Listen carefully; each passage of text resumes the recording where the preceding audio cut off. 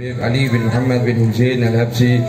Kita mohon kepada Allah Subhanahu wa taala, kita bacakan suratul Fatihah kepada beliau Sohibul Hal, semoga Allah berikan keberkahan kepada kita semuanya. Bibarakatil Sohibul Hal, semoga hajat kita semuanya, hajat dunia akhirat. Bibarakatil Sohibul Hal, bibarakatil majlis ini Allah berikan keridhaan kepada kita semuanya dan Allah kabulkan hajat kita semuanya insyaallah. Allahumma amin. Al-Fatihah ila hadrati sayyidina wa habibina syafi'ina wa azimina wa qurrati a'yunina Muhammadin sallallahu alaihi wasallam wa sallim wa barik alaihi wa ala alihi wa jami'i ahli baiti wa azwaji wa ashabi wa wa khususan ila Sohibul Hal al-Imam al-Habib Ali bin Muhammad bin Husain Al-Habsyi Sohibul Walisim Tudurar wa azwajihim wa usulihim wa furu'ihim wa dil huquqi alaihim ajma'in anna Allah yudhillu niyatina fi niyatihim wa a'malana fi a'malihim wa ahlaqana fi ahlaqihim wa maqasidana fi maqasidihim wa li kulli niyatin salihah min khairati dunya wal akhirah wa ila hadratin Nabi Muhammadin sallallahu alaihi wasallam wa sallim wa barik alaihi wa ala Al-Fatihah. Bismillahirrahmanirrahim. Alhamdulillahirabbil alamin arrahmanirrahim maliki yaumiddin.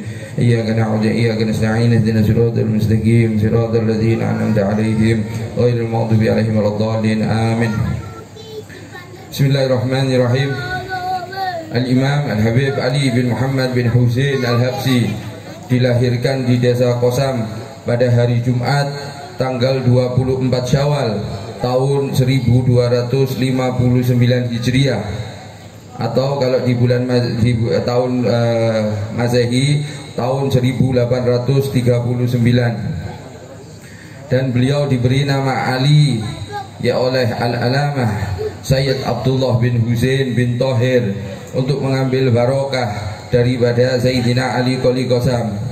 Ibunda beliau bernama Syarifah Sayyidah Alawiyah binti Husain bin Ahmad Al-Hadi Al-Jufri, yang mana beliau ibunda daripada Al-Imam Habib Ali bin Muhammad bin Husain Al-Habsyi, dilahirkan di tahun 1240 Hijriah.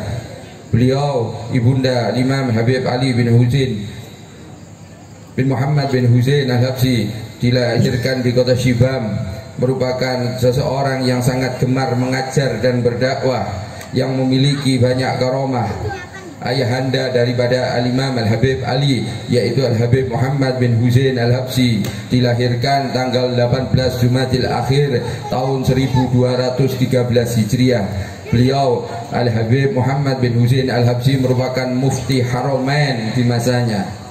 Nasab daripada Al-Imam Habib Ali bin Muhammad bin Husain Al-Habsyi yaitu Al-Habib Ali bin Muhammad bin Husain bin Abdullah bin Syekh bin Abdullah bin Muhammad bin Husain bin Ahmad Zahib Ashib bin Muhammad Asghar bin Alwi bin Abu Bakar Al-Habsyi bin Ali bin Ahmad bin Muhammad Asadullah bin Hasan At-Turabi bin Ali bin Al-Faqih Al-Muqaddam Muhammad bin Ali bin Muhammad Sohib Mirbat bin Ali Qoli Qasam bin Alwi bin Muhammad bin Alwi bin Ubaidillah bin Al-Muhajir Ahmad bin Isa bin Muhammad Al-Nagib bin Ali Al-Uraidi bin Ja'far Al-Sadiq bin Muhammad Al-Bagir bin Ali Zainal Abidin bin Husain bin Fatimah Az-Zahra binti Muhammad sallallahu alaihi wasallam bin Abdullah.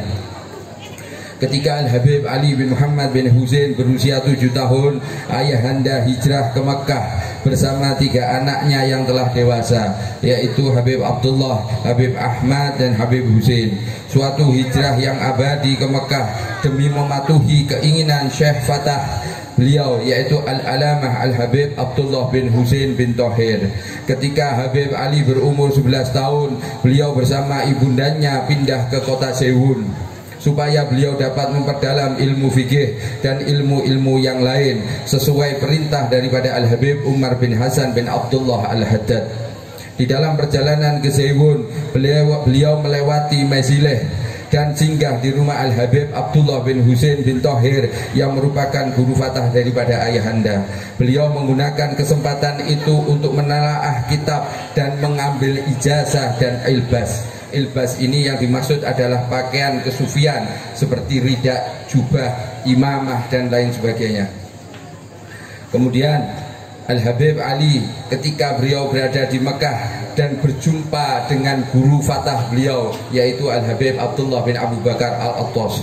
Pada saat usia 17 tahun, beliau diminta ayahanda untuk pergi ke Mekah dan tinggal bersama ayahnya selama 2 tahun yang penuh dengan berkah. Setelah itu beliau kembali ke kota Sewun sebagai seorang alim dan ahli dalam pendidikan.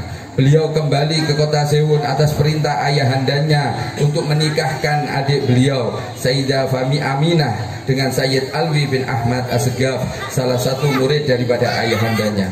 Setelah merayakan pernikahan adiknya, Al-Habib Ali lalu tinggal di Sewun untuk belajar dan mengajar.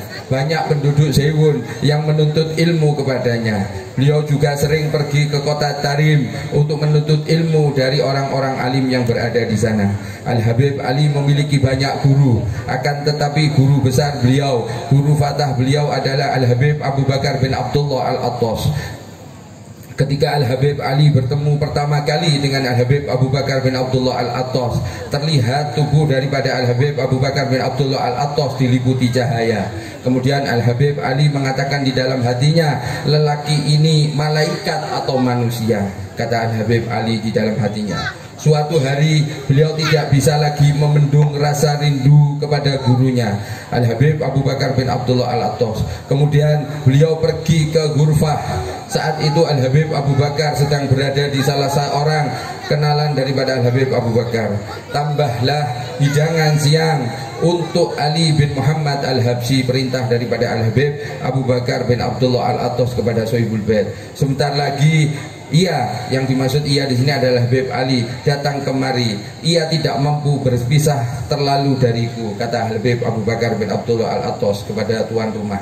Sesampainya Habib Ali di rumah itu, si tuan rumah memberitahukan bahwa Al-Habib Abu Bakar telah mengkasyaf kedatangannya. Al-Habib Ali bin Muhammad bin Husain Al-Habsyi berkata, ucapan kaum solihin cukup sebagai pengganti makanan selama sebulan. Jika mendengar Habib Abu Bakar bin Abdullah Al-Attas berceramah, rasanya aku tidak membutuhkan makanan lagi.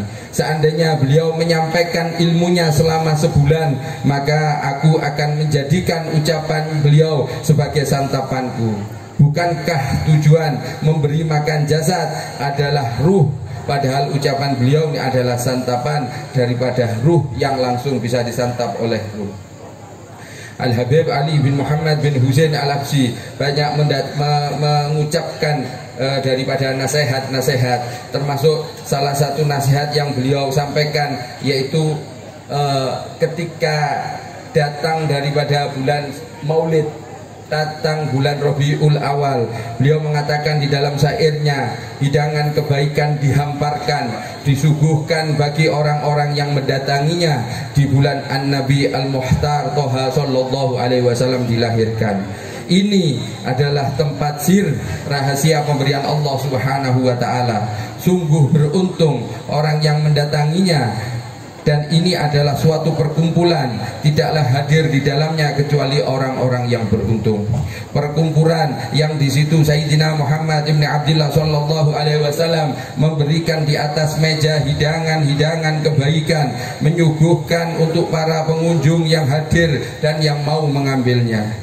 Al-Habib Ali bin Muhammad bin Husain Al-Habsyi membaca dalam satu ayat Al-Quran, Bismillahirrahmanirrahim, Kul bifadlillahi wa birahmatihi fabidzalika falyafrahu huwa khairum mimma yajma'un, huwa khairum mimma yajma'un, yang artinya katakan wahai baginda Nabi Agung Muhammad Sallallahu Alaihi Wasallam, dengan karunia dan rahmat Allah, dengan itu hendaknya mereka berbahagia, karena itu lebih baik dari apa yang mereka kumpulkan. Baginda Nabi Agung Muhammad Sallallahu Alaihi Wasallam adalah rahmat bagi kita semuanya.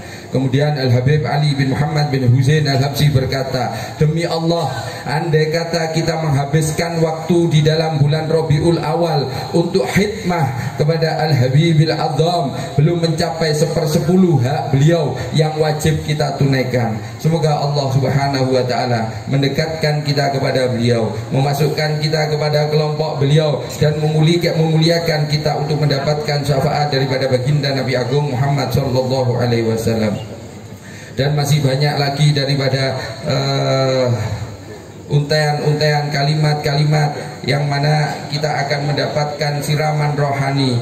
Di sini akan saya bacakan beberapa nasihat daripada beliau. Kurang lebih ada 7 nasihat yang beliau sampaikan kepada kita. Semoga kita bisa mengambil daripada manfaat yang disampaikan oleh Imam Habib Ali bin Muhammad bin Husain Al-Habsyi. Beliau mengatakan, nasihat terbaik dapat kau dengar dari orang yang hatinya begitu bersih. Karena segala sesuatu terpancar dari hati, akan diterima dengan mudah oleh hati yang mendengarnya.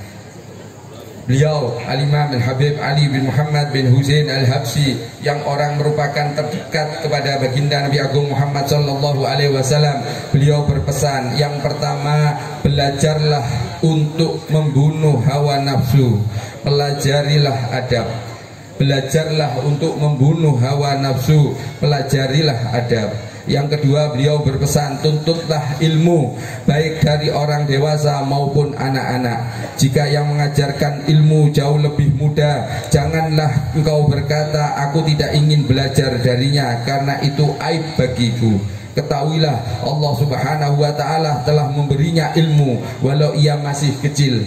Dengan belajar kepadanya, mengakui dan menghormatinya, Allah akan memuliakanmu sebagaimana ia telah memuliakannya. Yang ketiga, beliau mengatakan, sebarkanlah ilmu dan amalkan, karena tidak ada yang lebih menggembirakan hati baginda Nabi Agung Muhammad sallallahu alaihi wasallam daripada melihat usaha untuk menyampaikan, mengamalkan dan menyebarkan ilmu.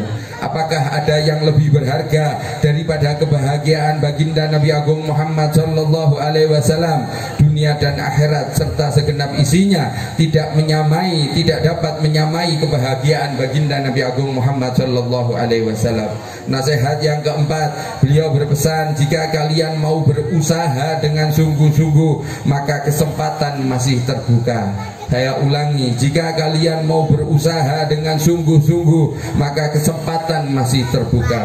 Nasihat yang kelima, beliau mengatakan, niatkanlah setiap perbuatan yang kalian lakukan untuk meneladani baginda Nabi Agung Muhammad sallallahu alaihi wasallam, karena kalian akan mendapatkan pahala walaupun itu perkara yang mubah. Dan peneladanan ini dapat menimbulkan kenikmatan dan zauk atau perasaan, karena Rasulullah sallallahu alaihi wasallam sebelumnya pernah melakukan dengan cara demikian. Sesungguhnya amal itu tergantung pada niatnya. Jika kau bangun tidur di pagi hari, ucapkanlah, aku hari ini berniat zikir kepada Allah Subhanahu wa ta'ala, membaca kitab Allah, bersedekah, mengunjungi saudaraku di jalan Allah, berbuat baik kepada keluargaku, menuntut ilmu dan lain sebagainya. Tetapkanlah niat sebanyak mungkin. Jika Allah memberimu taufik, kau akan mengamalkannya, dan jika tidak, maka kau telah meniatkannya. Nasihat yang keenam, beliau mengatakan, di zaman sekarang tidak ada kegiatan yang bermanfaat selain bersahabat dengan teman-teman seperjuangan di jalan Allah Subhanahu wa ta'ala. Selain itu hanya membuat hati kotor. Di zamanku ini aku merasa asing, tidak ketemukan seorang pun yang mengingatkanku atau yang dapat kuingat, menyenangkanku atau kusenangkan. Perbincangan penghuni zaman ini hanya seputar urusan dunia. Nasihat yang ketujuh, beliau mengatakan, aku minta kepada kalian melakukan sesuatu yang jika kalian membantu kami melakukannya, maka kelak kalian akan menjadi manusia terpuji. Aku minta masing-masing dari kalian setiap hari duduk dalam satu majelis khair, majelis baik. Jika kalian seorang ahli ilmu, hendaknya kalian berbicara kepada mereka sesuai dengan ilmu mereka. Dan jika kalian bukan ahli ilmu, maka hendaknya kalian membaca Al-Quran 1 juz bersama mereka. Lakukanlah ini di pagi hari, sebagaimana jika kalian duduk bersama untuk sarapan pagi. Jika kalian tidak mau mengajar penghuni rumah kalian, undanglah seseorang untuk mengajar mereka.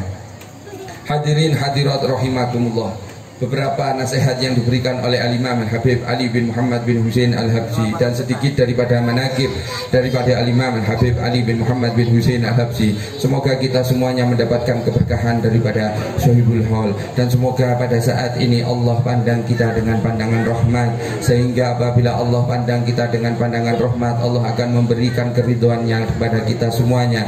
Dan semoga apa yang menjadi harapan kita semuanya, hajat kita, urusan dunia dan akhirat ini, akhirat kita ini, semoga Allah ridho dan Allah kabulkan untuk kita semuanya, insyaallah. Allahumma amin. Wal afu minkum. Wassalamualaikum warahmatullahi wabarakatuh. Waalaikumsalam warahmatullahi wabarakatuh.